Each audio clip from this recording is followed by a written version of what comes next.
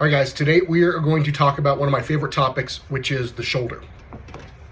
If you're new to Fit Bodywork, we discuss all things athletics, self-care, massage therapy, athletics training. We do a lot of fun stuff. So let's get into it.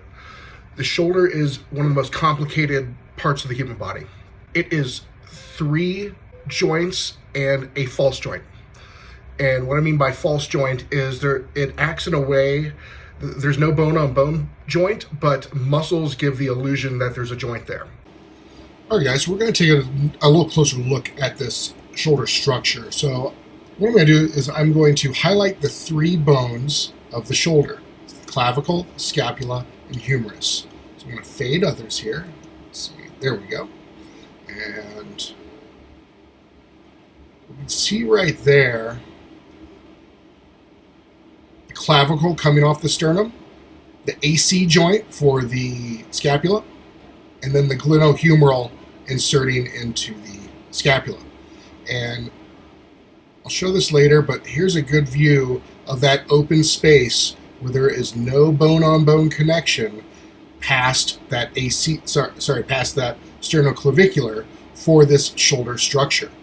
It is really floating in space from the chest out, and it is all of those muscles. So I just wanted to show this is just a little better view. I can take the skin off. That'll even get us a little brighter view there. And all that stuff can just swing all over the place and rotate around that sternoclavicular joint right there. I really don't see that many sternoclavicular injuries, but there are a lot of AC joint issues. Especially my older men will have bone growth there in that AC joint. They can't lift their arm anymore. Or if you ever see someone with a drop shoulder and a little bony place sticking out here, that's an AC separation. And that's kind of common in football. A lot of times that clavicle would get broken.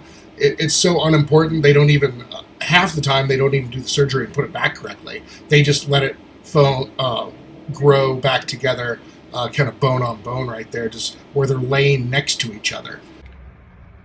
When you look at the human body from an engineering perspective, we see that the bones carry a lot of the load and the muscles move the bones. And so when I take a step, all the weight of my body is going through the hip, being transferred to the femur, being transferred to the tibia, and then to the individual foot bones. And all of those bones are carrying that load all the way up to the top of the head, all the way through the spinal column.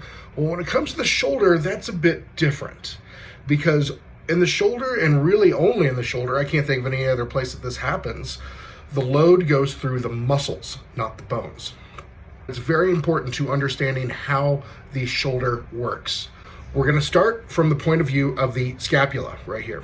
The scapula is what forms the fossa for the humerus, for the glenohumeral joint, what we think of as our shoulder joint, that ball and socket. And the weird thing happens is how does the scapula get attached to the body?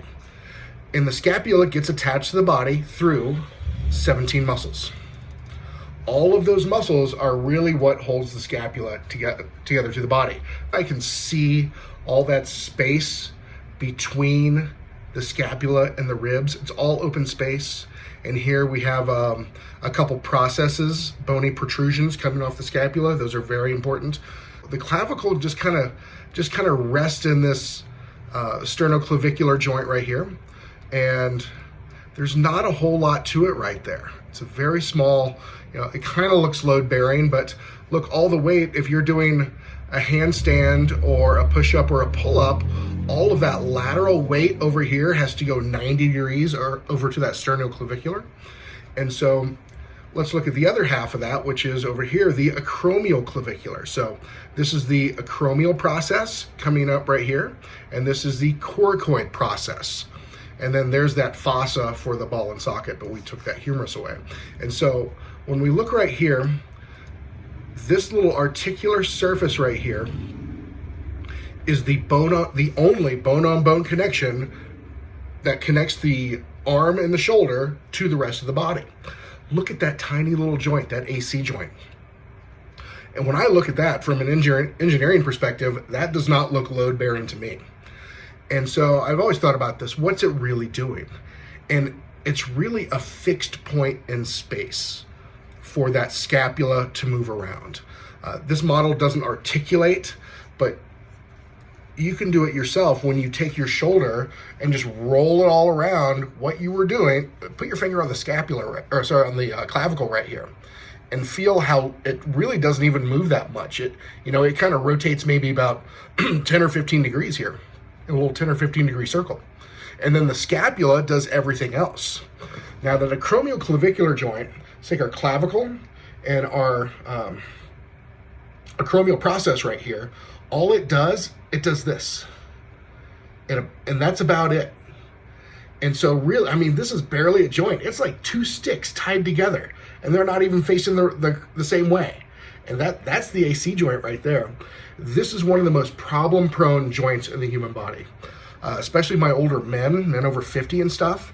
And if they start having trouble getting their arm overhead, because that AC joint, when it wants to come up like that to raise that arm, the articular surface is worn out and it starts getting bone on bone. If you're really arthritic and you have more bone growth in there, it's going to hurt even worse. I've heard of people having just an exploratory surgery, not even a really scheduled fix-it surgery, just, hey, let's go in and take a look. And the doctor just shaved 7 millimeters of bone off that clavicle or the acromion.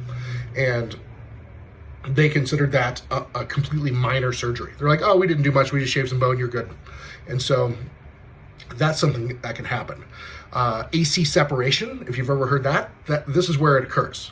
And so what happens is someone gets too heavy of a load here, and that AC tears away from that clavicle.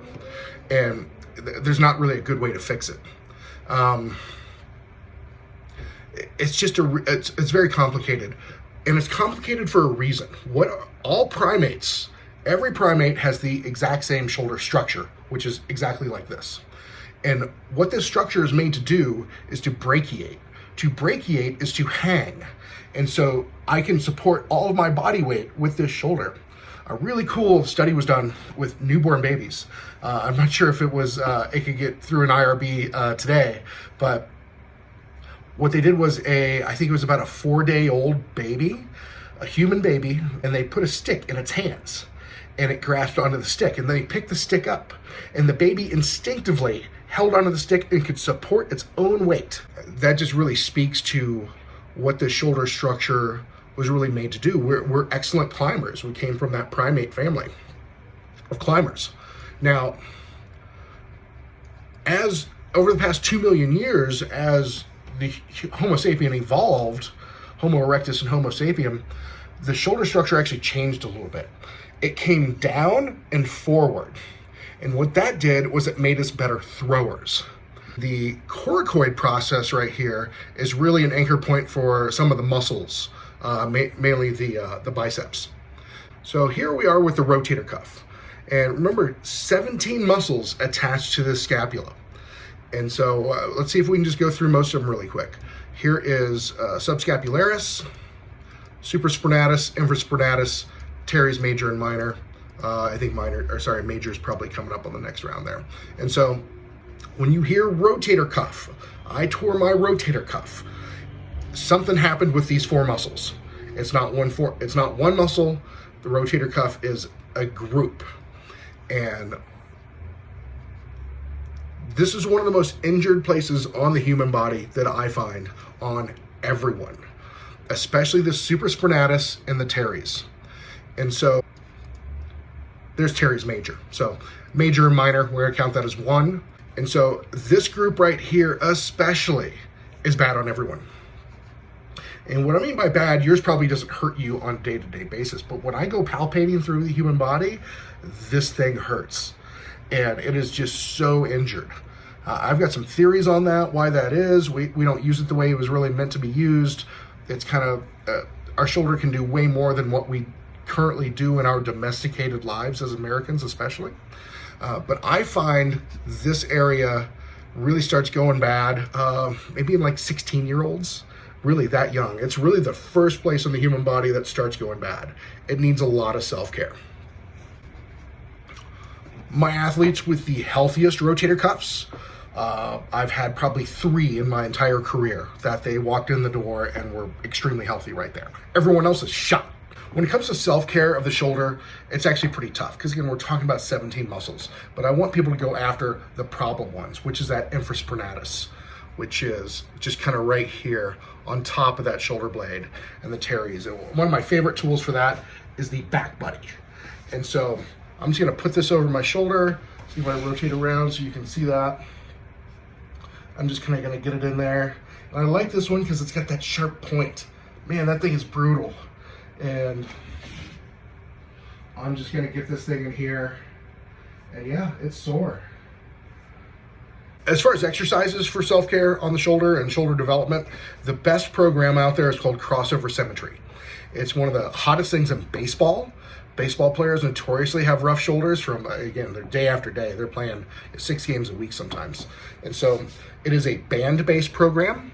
They do a great job of protecting their intellectual property. So it's a whole system of bands where you clip them in top and bottom and do a set number type of exercises. I really like their activation set. It is a phenomenal program. If you can get their program, you can build your own set out of resistance bands. After that, any kind of band-based stuff for the shoulder. And when I'm in the gym, I do a lot of shoulder work. And I typically use cables. And so I get a set weight on a cable and I move my arm through the full range of motion. I do all kinds of stuff with the shoulder. The shoulder can do a lot of stuff. We live here, okay? In our day-to-day lives, we live here. Our shoulder can do all this stuff, this amazing stuff, when we don't use it. And I think that's one of the reasons why that rotator cuff gets really stuck on people.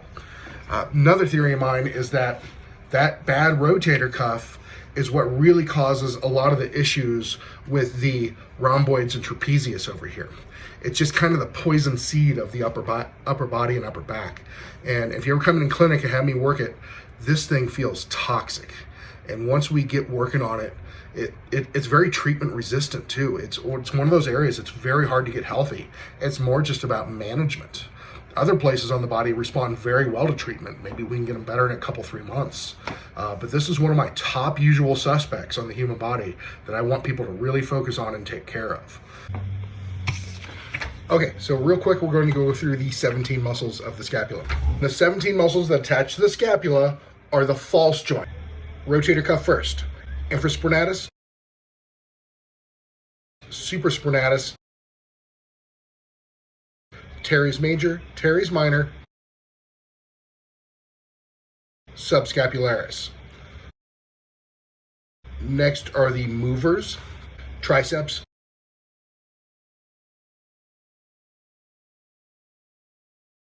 biceps,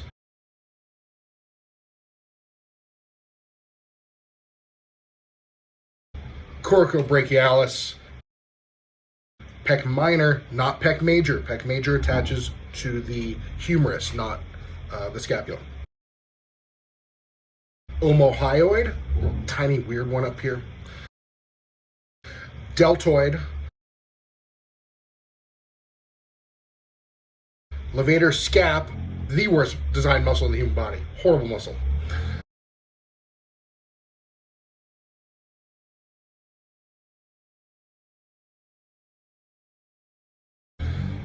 Rhomboid, major and minor.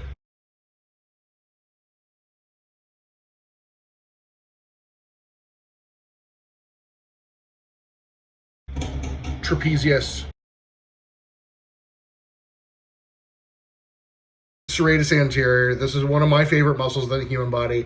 One of those unsung heroes that is responsible for a lot. This is a scapular stabilizer. And there it is. That bright orange there is serratus anterior. You can see it grabbing onto all the way up here to rib number 1, and then it grabs onto the inner ridge of the scapula right here. And so look at just how beautiful that muscle is. But really cool muscle. It almost looks like an alien, the way it grabs onto everything. And the lats. Now this, number 17, the lats, this is kind of a controversial one. I do not agree with this. I do not put latissimus dorsi in this 17 list. The latissimus dorsi attaches to the humerus and articulates the humerus. If it was attached to the scapula, it'd be pretty hard to do a pull-up, and that's what this muscle does. In every picture, in every anatomy book, it will say it attaches to the scapula. I really want to get into a cadaver because I don't agree with this, and I know other instructors who don't agree with this either. So another issue that comes up with the shoulder a lot is frozen shoulder syndrome. Not a good thing to have happen. The medical name is adhesive capsulitis, and frozen shoulder is just like what it sounds like. It's very debilitating. I diagnose adhesive capsulitis probably 2-3 times a year on people. It's more often that I diagnose pre-frozen shoulder. That probably happens closer to maybe 10 times a year. And I'm like, hey, this is really tight. You need to look out for it. You are at risk for frozen shoulder. And how I know that, how I diagnose that, is just overall muscular tightness and lack of mobility, where that shoulder is just fighting me. It's just not wanting to go anywhere. A lot of times when I diagnose adhesive capsulitis, I'm pulling someone's arm up, and where it would normally, that humerus would come free of the scapula and be able to move like this, what happens is the humerus gets about 15-20 degrees out and it locks to the scapula. And if I move the humerus anymore, the scapula comes with it. And so these people will have a range of motion that's stuck here when they should be able to move all the way around like this. They might only notice when they reach into a high cabinet and they learn to live with it. They come see me and I'm like, whoa, something's really wrong with this shoulder. All right, guys, that's most of it for the shoulder. I hope today helped you out. If you'd like to contact me, go to fitbodywork.com. I currently work in Boulder, Colorado, where I do massage therapy, athletics coaching, and self-care training. And so thanks for tuning in. Have a good day.